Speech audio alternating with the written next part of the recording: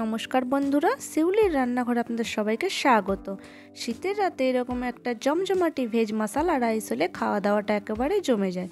তো প্রথমেই আমি একে একে সবজিগুলো ভেজে নেব। কড়াই দিয়ে দিচ্ছি সরিষার তেল। তেল গরম হয়ে গেলে আমি গাজর দিয়ে দিচ্ছি।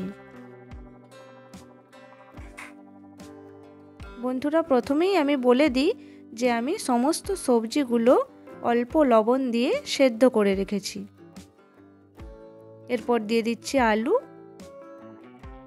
আলুগুলো আমি একই রকমভাবে ভেজে নেব। এরপর দিয়ে দিচ্ছি বিনসগুলোও আমি একই রকমভাবে ভেজে নিচ্ছি।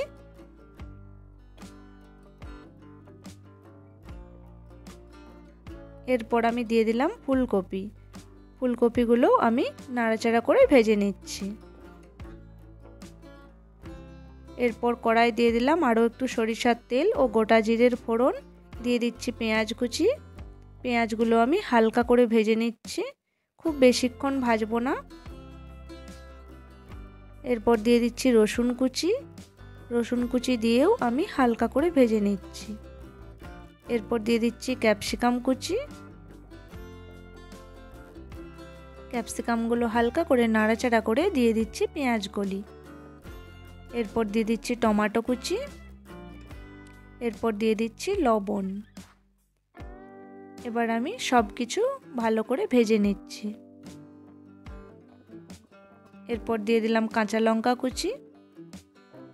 লঙ্কা কুচি দিয়েও আমি সব কিছু ভালো করে ভেজে নিচ্ছি। এরপর দিয়ে দিচ্ছি হলুদ গুঁড়ো, লঙ্কা গুঁড়ো, জিরে গুঁড়ো।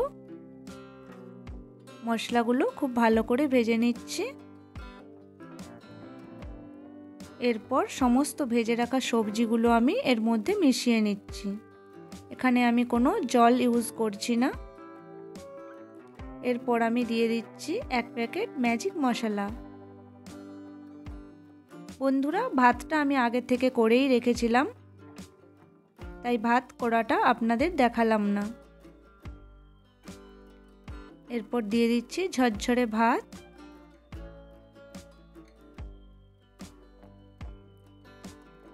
আমি বাড়ির চালের রাইসটা ইউজ করেছি, আপনারা চাইলে মিনিকেট চালও ইউজ করতে পারেন। এবার আমি সব কিছু খুব ভালো করে মিশিয়ে নিচ্ছি। বেশ কিছুক্ষণ ধরে নাড়াচাড়া করে এগুলো ভেজে নিচ্ছি। দেখুন বন্ধুরা, কতটা ঝরঝরে হয়েছে রাইসটা।